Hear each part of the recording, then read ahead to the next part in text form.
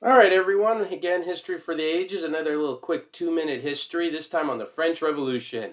Again, I have multiple lectures on this. That would take quite a while to get through, but if you just want a quick overview, essentially, this is all, of course, has to do with the absolutism of the reign of the Louis in France, Louis the 14th and Louis the 15th, and pictured here, Louis the 16th and Marie Antoinette.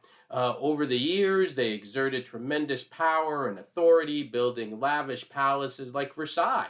Meanwhile, you had during these years the Enlightenment period with people like Locke and Rousseau and Montesquieu challenging the ideas of absolutism, talking about concepts of separation of power. And as that began to happen, and plus the economy in France begins in the 1780s to really struggle, bad harvest, bad economy.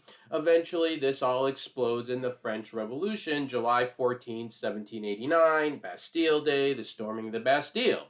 This eventually leads to a little document called the Declaration of Rights of Man and the Citizen, where they demand that the ideas of the Enlightenment be implemented in France. Well, it doesn't go too smoothly, which leads to the rise of this man named Robespierre, pictured there on the bottom. And Robespierre takes this whole French Revolution into a very dark turn, what is called the Reign of Terror, in which tens of thousands of people would be killed and many more imprisoned.